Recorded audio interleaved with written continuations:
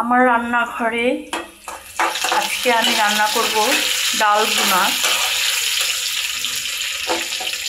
আমি একটু ডাল ভুনা করব। ডাল ভুনা করার জন্য এখানে পেঁয়াজ আর রসুন একটু ব্রাউন কালার করে নেব। আর এই যে আমি দেখেন কি সুন্দর করে ডালটাকে অনেক কচলিয়ে ধুয়েছি। আর আজকে যেটা করব সেটা হচ্ছে ফুলকপি আলু দিয়ে একটা ভাজি করব। এই হচ্ছে আজকে রান্নাঘরের রান্না।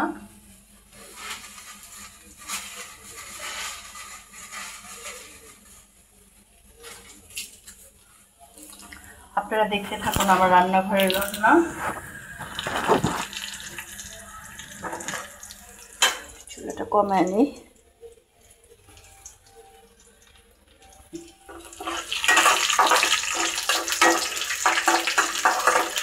আপনারা আমার প্রত্যেকটা ব্লগ, আমার প্রত্যেকটা ভিডিও আপনারা দেখবেন, ফলো দিবেন, শেয়ার করবেন। আর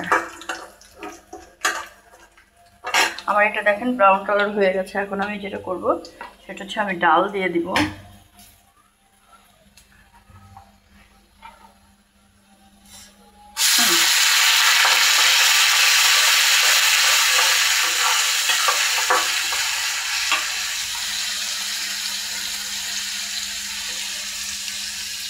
একটা ডাল চচ্চড়ি করব, মানে তেমন একদম বেশি চচ্চড়ি না, এটা একা মানুষ খেতে ভালো লাগে।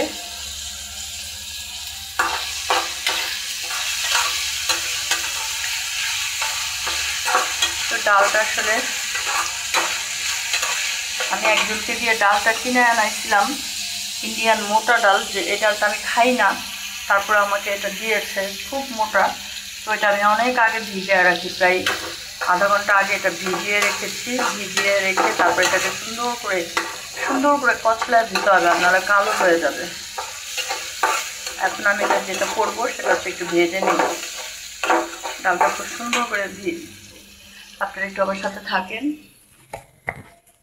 পানিটা ফেলে নিই। আসলে আমি ফ্রিজটা আমার আনতে হবে।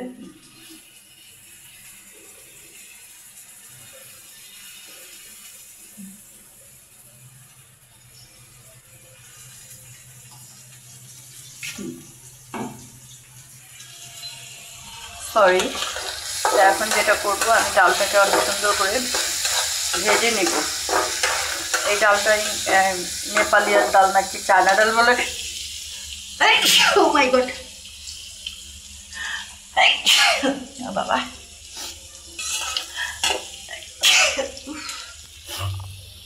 তো আমি ডালটাকে অনেক সুন্দর করে একটু ভেজে নিব।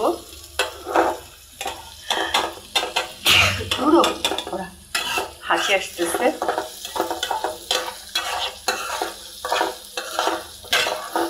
ডালটা যত ভাজবেন অত ডালটা খুব সুন্দর সিদ্ধ হবে এবং একটা ঘ্রাণ, খুব সুন্দর একটা সুঘ্রাণ বের হবে।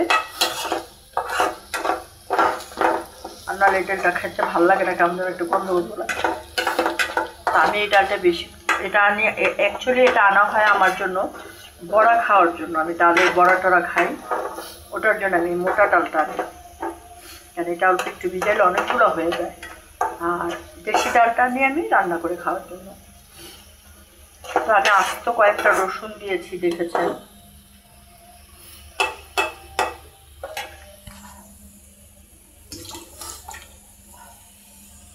এখন আমি এটা, আমার ডালটা অনেক ভাজা হয়ে গেছে, দেখেন লাল লাল হয়ে গেছে। এখন যেটা করবো আমি পানি দিয়ে দিব।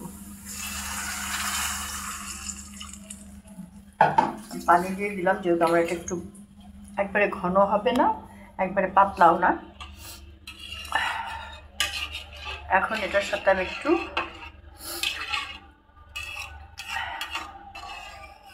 হলুদ দিব।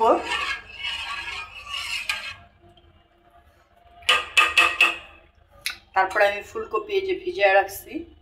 আপনি সিদ্ধ দিবেন না, কোনো সবজি সিদ্ধ দেওয়া উচিত না, সিদ্ধ করে খাওয়া উচিত না। যে সবজির একটা গুণাবলী থাকে, এই গুণাবলীটা চলে যায়।